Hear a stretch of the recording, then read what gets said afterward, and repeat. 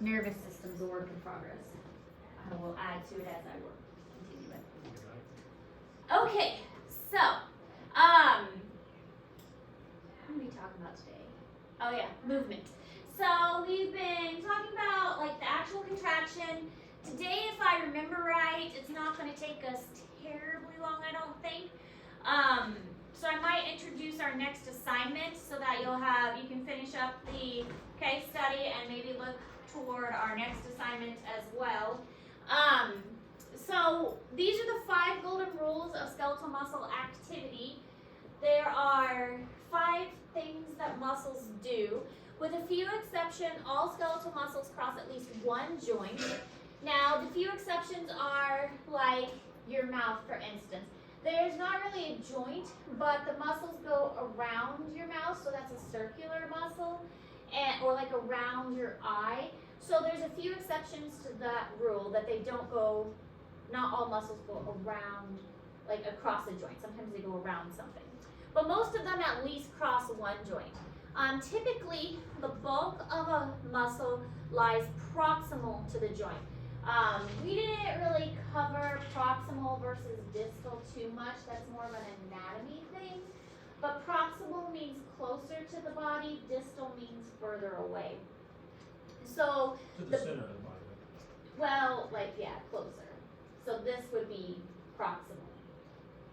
So if you have a muscle like a bicep, the bigger part of the muscle is going to lie closer to the body, proximal. All skeletal muscle have at least 2 attachments, the origin and the insertion. Skeletal muscle can only pull, they never push. And during contraction, a skeletal muscle insertion moves toward the origin. So bicep is just an easy one to visualize. You have your bicep, and then the insertion would be attached to the lower forearm, or to the forearm, and then the origin is the bicep portion. So the insertion is going to move toward the origin when you contract that muscle. So, muscles are attached to no fewer than 2 points, and sometimes more because one of the reasons that muscles are confusing is there's branching involved. The muscle can actually split apart, and so it looks like there's more than one, and they can attach to more than one area. The origin is the attachment to an immovable or less movable bone. So again, thinking of the bicep, when the bicep is attached, it attaches to the humerus, and when the bicep contracts, the humerus isn't the bone that is moving. It's the radius and the ulna that is moving. So the origin is the bone that is less movable.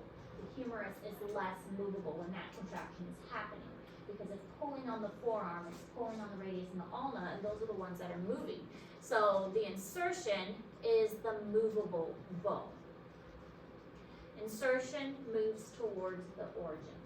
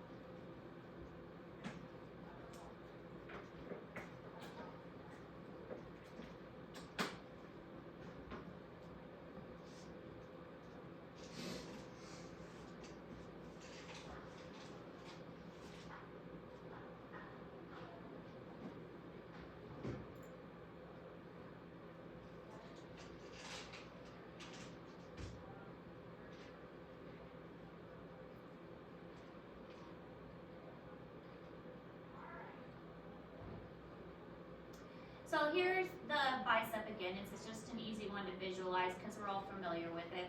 The origin is the less movable bone, which is the humerus. And then we have our insertion, which is the bone that is going to be moving. In this case, the ulna is pictured here.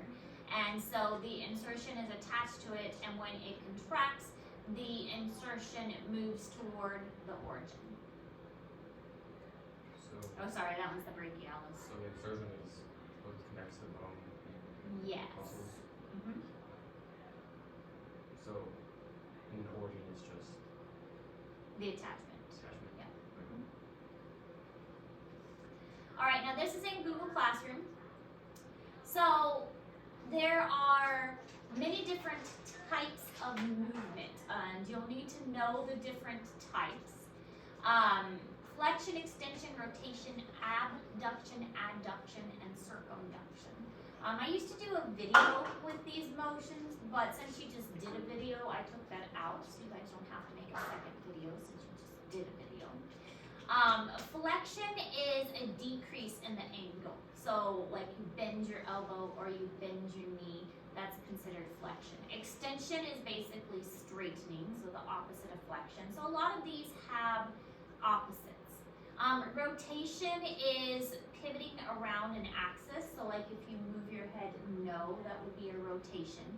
Abduction, I like to think of abduction as like you're being abducted by aliens. So you're being taken away.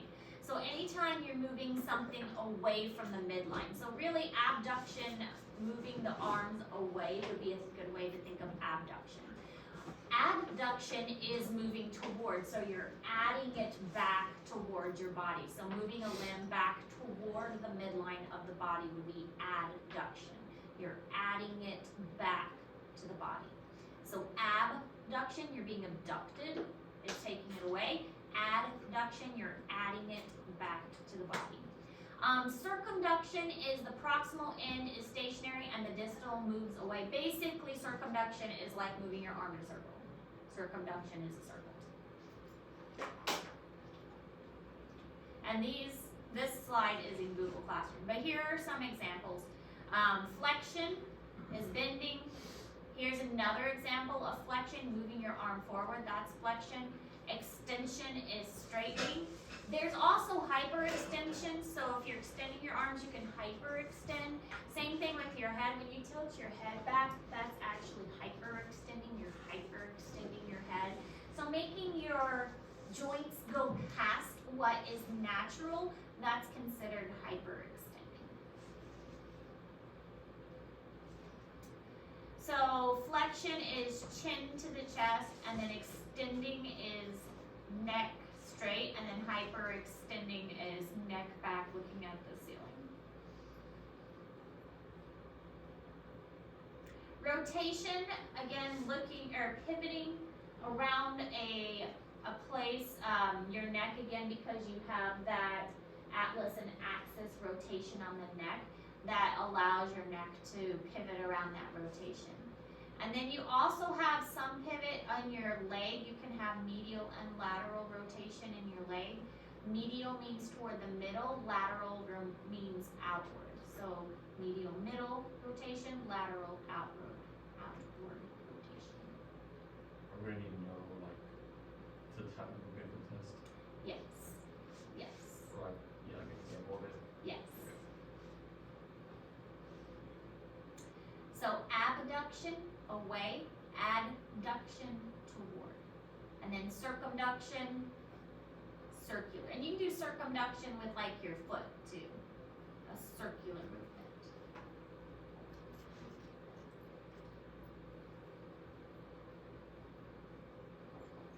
All right, so this is also in Google Classroom, but these are other types of movements. Dorsiflexion. So this is if you have your foot extended and then you raise your foot so like your toes point toward the ceiling. It's dorsiflexion, so your dorsal, you're pointing dorsal or upwards. Plantarflexion, these are like pointing your toes, like if you're a ballerina pointing your toes, that's plantarflexion. Plantar, think plantar on your foot, the planting of the foot, so pointing the toes. Inversion and eversion. So this is like if you're rolling your foot one way or the other way. Inversion, you're rolling your foot inwards. Eversion, you're rolling your foot outwards. In your inversion, you're rolling your foot in. Eversion, you're rolling your foot out. Supination and pronation. Supination like is hands upwards, pronation is hands down. Inversion is like this or like this? So inversion is rolling your foot like that. I can't see your foot. How does it make sense though? You're rolling your foot in. Eversion. It's like that should be just common things. Yeah. I just feel like Eversion in, eversion out. Medially. in is almost like that. Inversion medially. So you're rolling medial flow foot. Yeah, Eversion laterally. So you're rolling it laterally. So, yeah. Science isn't made of no sense. we talk about a lot of this stuff in strength training anyway. What? We talk about a lot of this stuff in strength training anyway. Yeah. Like, you pronate and you throw like certain pitches in baseball too. Mm-hmm. So. Yeah, so supination is up, pronate is down. And then opposition, really the only thing that's opposition is doing like that. Because your thumb is the only one that can really do opposition. First the opposition. Thumb is the only one that can do opposition. So dorsiflexion is foot up, plantar flexion is pointing your toes. We're gonna need those as well. Yes.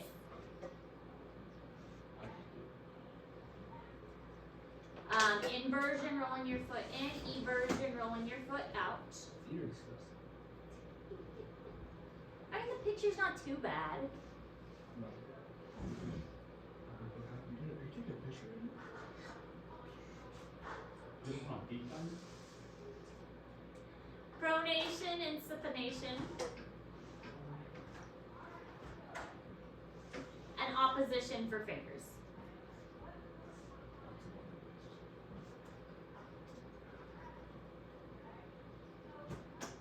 Okay, we're gonna keep going. We've got plenty of time. We're gonna keep going. I think we're out. I think we've got plenty of time. We have lost time to make up for. We've got a lot of time to make up for. Technically, we don't because we're just gonna make the days up anyhow. We have to make up.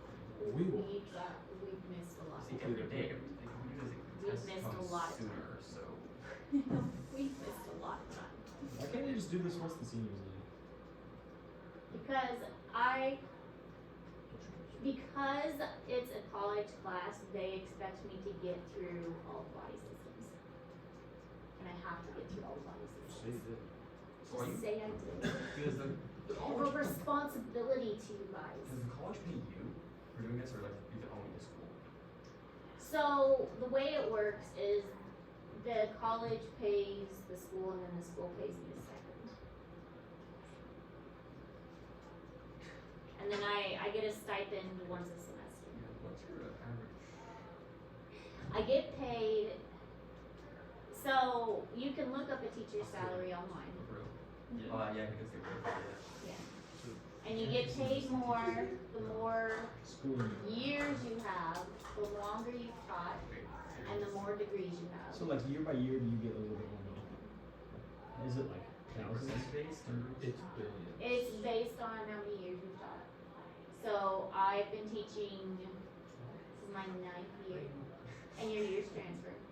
And I am at a master's plus 30 because I have 2 master's degrees. So you get paid more than regular. I do, because I have 2 master's degrees. But then I get a stipend for teaching the college classes. I mean, it's not a huge amount. It was bigger this semester than I anticipated, so that was a nice surprise. But it's usually not a whole lot. I'm a big hypertrophy guy. A hypertrophy? Yeah. Isn't it hypertrophy? Hypertrophy. Hypertrophy.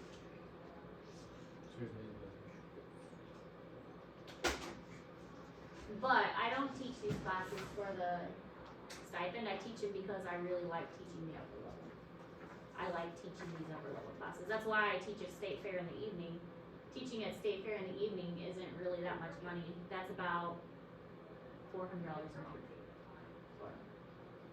Hypertrophy. Hypertrophy? Well, it's one word. It's I remember not that one hypertrophy. from medical typography. Because I'm pretty sure I said Hypertrophy? hypertrophy. Well, I don't know. It's like speeding it up instead of saying hypertrophy. We all know I hear about pronunciations. I go with it. I own it. I own my pronunciation. Hypertrophy. Okay. I didn't read that lesson. Alright, anyways. So to remain healthy, muscles must be exercised regularly.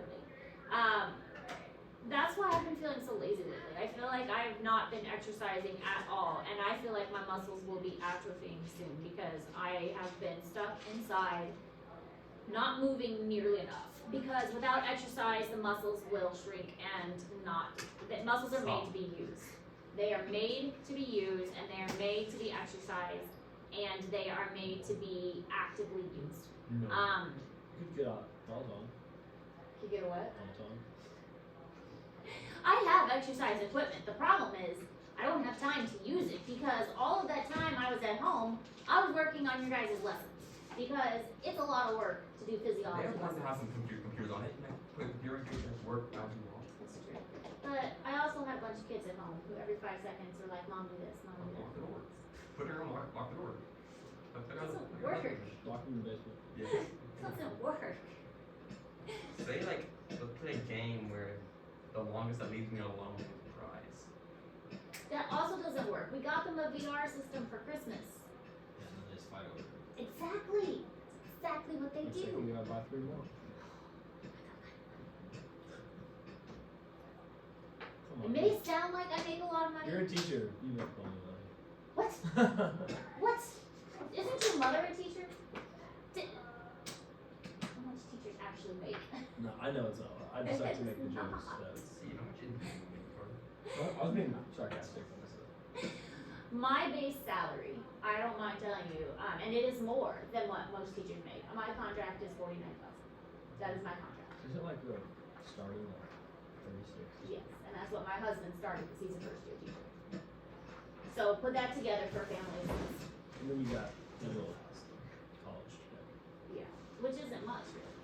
So I mean, with my stipends, I make about $60,000 with my stipends, and with him, and I mean, but by the time we pay daycare and stuff, and mortgage and all of that, so it's not that much. Just make your kids work. Because we still have to pay after school care, we still have a mortgage, we still have credit card bills. I mean, it's Still working. so. Just go in this bud. No, I'm still working. I'm still working. But it's not a lot. That's why most teachers have 2 jobs. What's your job? Oh, I guess State fair. State fair. And last year I did state fair and I was a tutor. So I had 2 jobs. Does your husband have another job? But last year he worked like subbing at like 3 different districts, and then for a while he worked at a hotel, and then he did Columbia College. He took like 5 W's. You guys do anything in the summer? I teach at state fair. That's a summer thing too? Teacher guy. Teach at state fair in summer. Last year I brought the kids to the campus with me, so they played on the campus while I. Wait, you went to Sedalia? There's Boonville campus. Oh. Yeah, so there's like a Boonville extension. Alright, anyways, hypertrophy. So with hypertrophy, the muscles get bigger. So this is atrophy, and this is like a regular muscle, but hypertrophy is when the muscles get too big. So muscle hypertrophy is stressing muscle and causing an increase in the size of the muscle cells. So you can actually increase the muscle cells if they get too large. Now, there are ways to do this like naturally, but there are ways to do this not naturally too, like with drugs. Don't do drugs. So this Drugs is are getting bad. a pump. Tell Don't do drugs. Chris Warden to stop doing trend. Chris Warden is trend. What are you talking about, dude? So Chris Warden is trend. Chris Warren. He's pretty good. He is looking great. Really? He's Oh, just yeah. not trend. He abused. He's Anyways. So it's like, what's the happy medium here It's the happy medium. of like just working out? And Well, I mean, don't do drugs, but work out and eat Well, well, service. and I mean, just take care of yourself in general. I mean, as long as you are doing a combination of strength training and aerobic exercise, that's important. So myofibril enlargement or increase in sarcoplasmic volume. The hypertrophy could be a result of this. The myofibrils, remember, those are the actin and myosin, they can enlarge. The sarcoplasmic reticulum, those can enlarge as well. But hyperplasia, increase in muscle due to formation of new muscle cells. So, hyperplasia in general is you can make new muscle cells, and the muscle cells can enlarge as well. So, if you want the muscles to get bigger, there are several ways. Make more muscle cells, make the cells bigger, make the myofibrils bigger. The muscles can increase, and it can increase in multiple ways.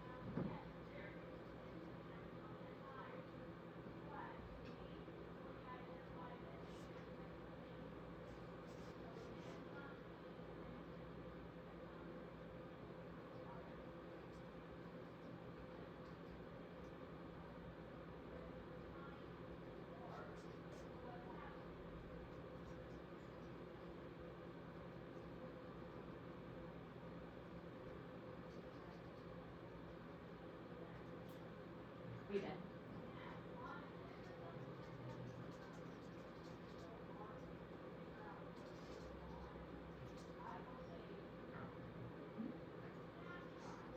So as we age, muscle mass decreases. That's just kind of in general. I mean, I'm sure you don't see many ripped, buff, elderly people. There are occasionally those out there, but most of them are frail and wheelchair-bound elderly people because muscle mass just does decrease as we get older. Exercise, of course, is going to help with this. Exercise is going to help maintain the muscle mass, but it just becomes more like sinewy and stringy the older we get.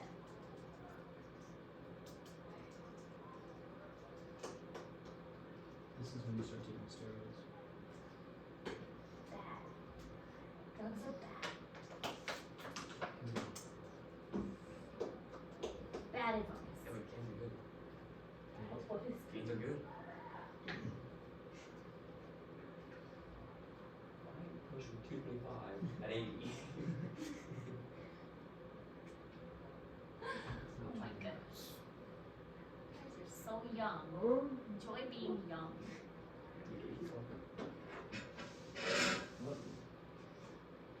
Alright, so fibromyalgia is an example of a muscle disorder. It's kind of chronic and widespread. There's pain in many different areas. Muscles is one example of the pain, but there's also numbness and tingling in the arms and legs, headaches. They don't really know what causes fibromyalgia. You can't really treat the actual condition. You can only treat really the symptoms. Pain relief, stress reduction, and muscle relaxers. There are flare-ups that you get with fibromyalgia, and some of the flare-ups can just cause like extreme achiness and overall tiredness and kind of shakiness sometimes and like tingliness. So the symptoms of fibromyalgia will vary from person to person. A lot of times it's really hard to diagnose. If I remember, I think my sister has this, and she had a hard time getting it diagnosed because the symptoms are so different from person to person, and so it is very difficult to diagnose it.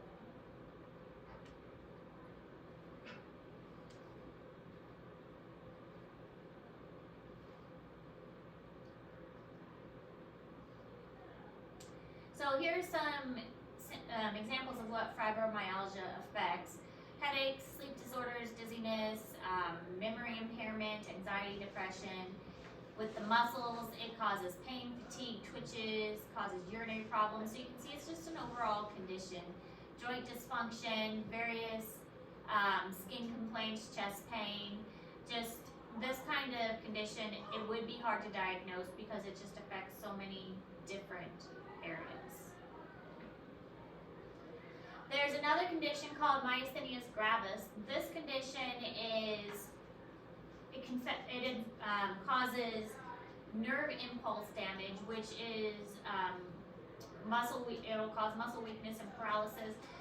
It affects the respiratory muscles. It could be fatal, especially since it affects the respiratory muscles, making it very difficult to breathe. They don't know what causes it, and really the treatments are only supportive of this. And one of the best, like most obvious symptoms is your eyelid gets really droopy and you can't open your eye very well. So like one eye looks normal and the other one is very droopy and obviously not open. So it almost looks like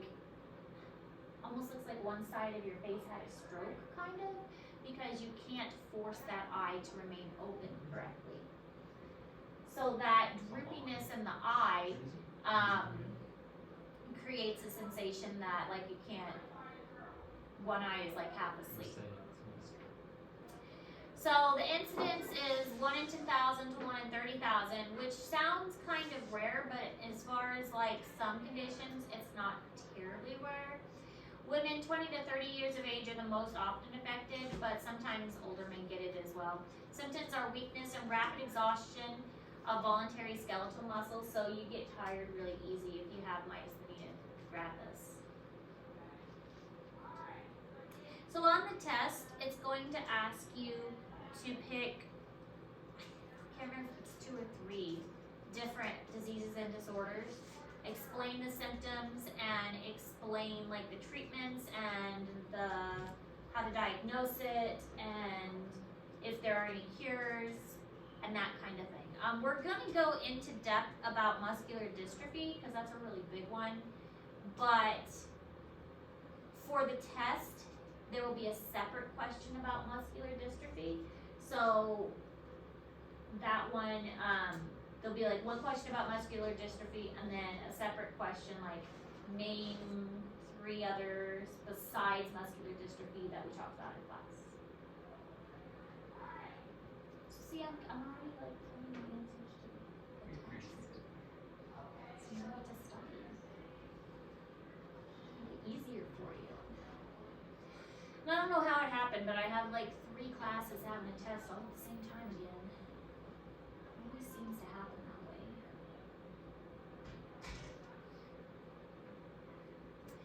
So with myasthenia gravis, muscle strength characteristically improves with rest, but it can deteriorate rapidly with exertion. So the more exerted you, more exercise and things you do, even though exercise is good for muscles, with this condition, it actually causes you to, the condition to progress quickly. The laryngeal and pharyngeal, the larynx, and then like the throat region, these are gonna weaken, and when the throat weakens, it causes aspiration to happen. Aspiration is basically you breathe in things you're not supposed to breathe in.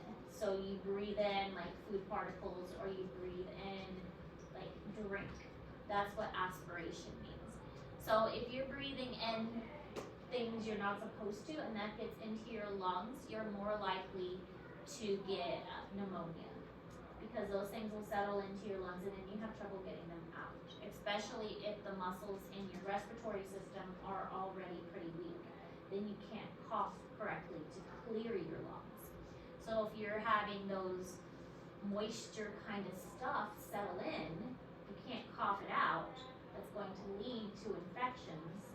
And pneumonia is basically a bacterial infection in your lung that leads to mucus buildup and fluid buildup.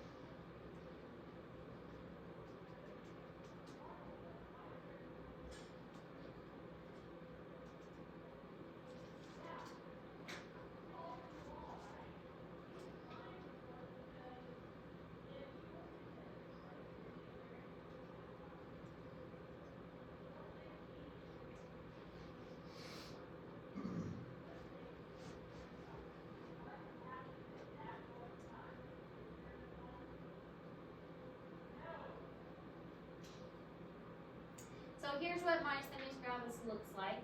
We have the droopy eyelid on one side and we have the more wide open eye on the other, and that's because the nerve cell has been not able to communicate and the muscle is very weakened.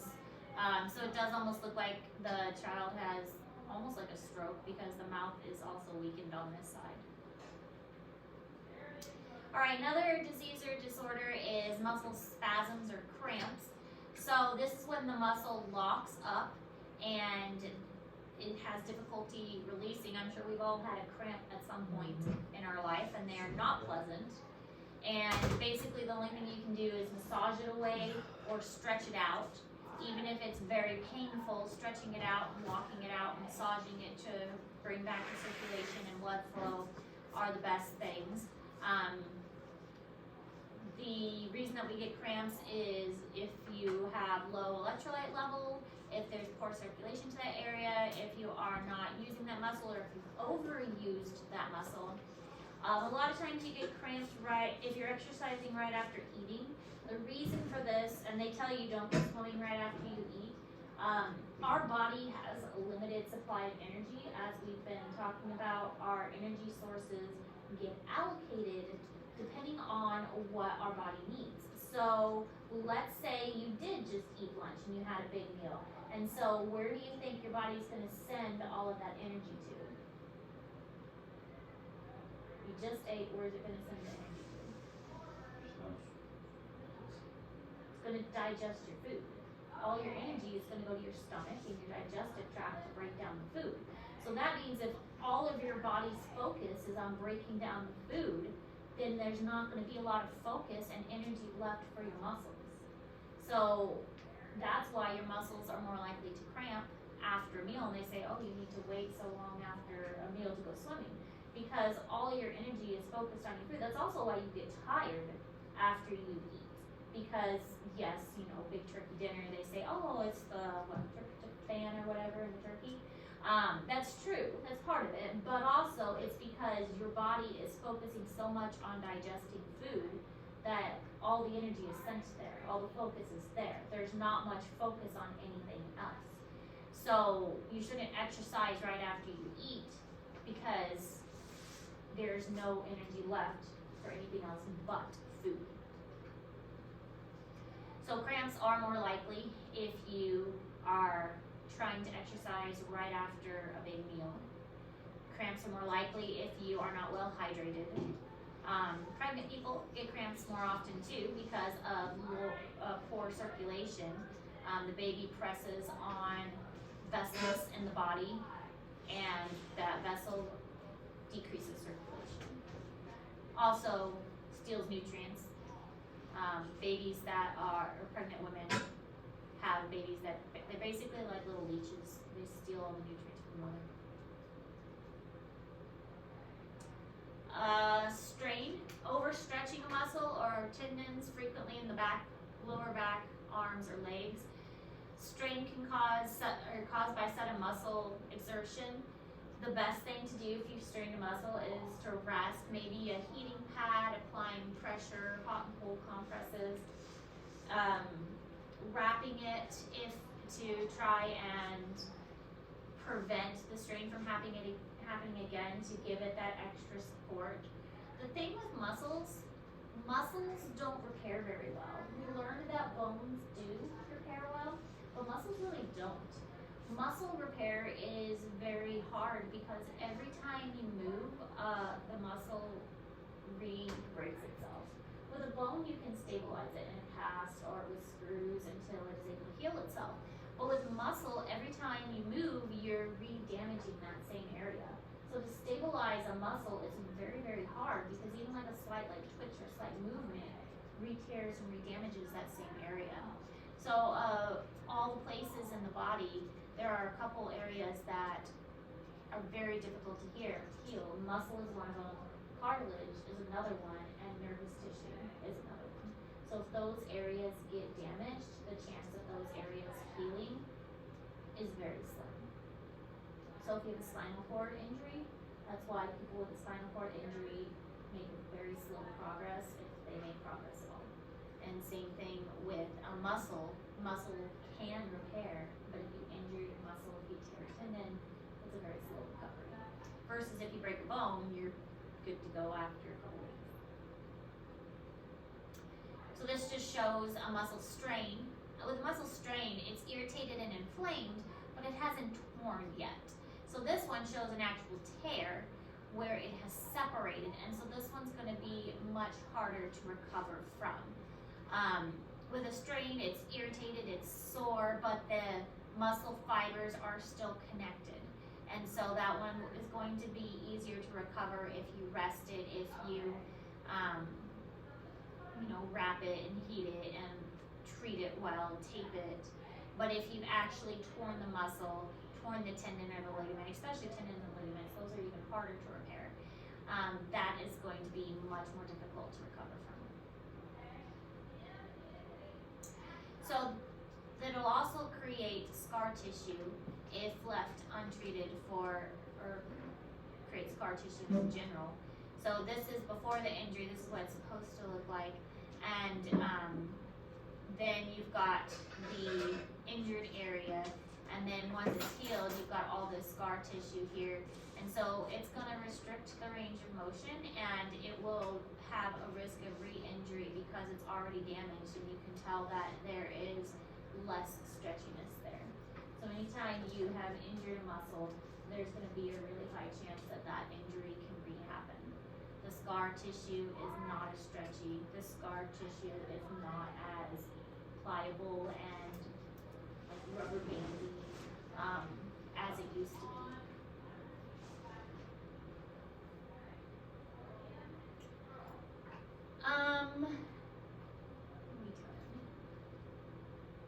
We'll go to muscular dystrophy, so we'll do this slide and then we'll stop at muscular dystrophy because that one's a big one and I want to make sure we have plenty of time for that. So, problems from lack of movement. So all of these can result from lack of movement. Contractures, which are tightening and shortening of a muscle and cause permanent flexing of a joint. So last year when we went to the cadaver lab, which we will be doing February 28th, by the way, the contracture is a tightening and shortening of a muscle resulting from a permanent flexing of a joint. There was one of the cadavers that was an old lady, and she was so hunched over that she was permanently wheelchair bound, and her spine was like curved. And so she had a lot of contractures, especially in her abdominal area, from the muscles being like slightly contorted because because of her positioning. So it was the positioning of her body, and they don't have a lot of information from the donors, but they do have like the cause of death and the age. I don't even know if they are given the names. They definitely don't tell us anything like that. They tell the cause of death, they tell the age, they tell male, female, and they tell a little bit of the past and the history. But they did say that they thought she was wheelchair bound and wasn't able to walk. Atrophy, the muscles become weak and the joints stiff from lack of movement. Circulatory impairment. We'll learn with the circulatory system that muscles in the legs especially, contraction of the muscles help to move the blood back to the upper parts of the body. So if you're not moving your muscles, then you can't move the blood back to the body, and that's also why they say that you need to get up and move after long car rides, like every 2 hours or so, and same true for like planes and things like that. It's important to get up and move, otherwise blood clots can form. This is also another reason why they want you up and moving after surgery as quickly as possible to help get the blood circulating. Mineral loss, especially calcium from the bones, making the bones brittle and easily fractured, so you need to move so that that's not fractured. Other things like poor appetite, constipation, urinary infections, respiratory problems, pneumonia, all of these are because of lack of movement. So, the moral of the story here is exercise. Exercise is super important because if you don't exercise, you're gonna face all these other problems. Okay, we're gonna stop here because muscular dystrophy is a big one that we're gonna spend quite a bit of time with, and I don't want to get into it when class is almost over. So the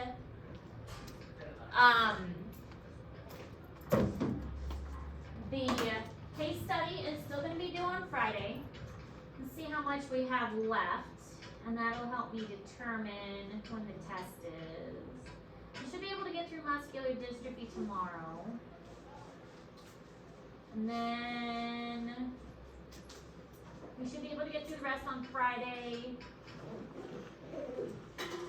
which means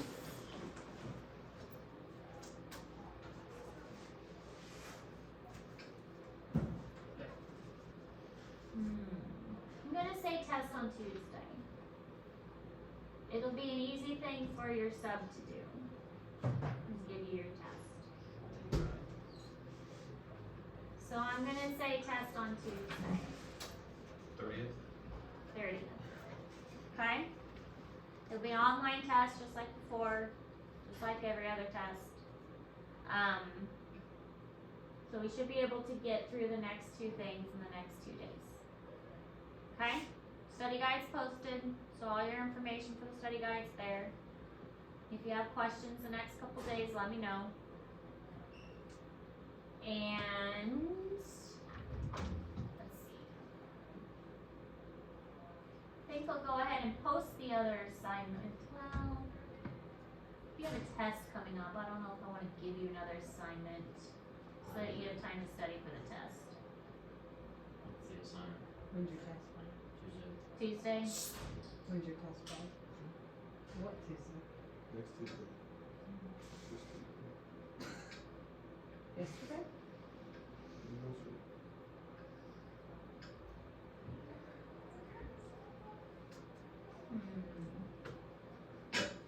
I think it'll be nice and not give you the other assignment so that way you can use your time to focus on studying for the test.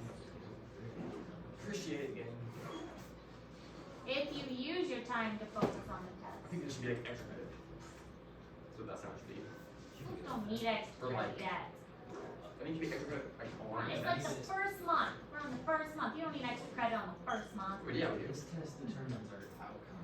Determines your outcome. It's gonna be a hard test. I mean, Exactly. it's a hard topic, but the topics aren't gonna get any easier. It's just a lot. Well, they're all gonna be a lot. Wait till we learn how action potential moves. There's 2 tests per thing to do it, so it's like really have so much. Okay, can you guys split the test up? Yeah. Not I as think we should long. start having Well, we're having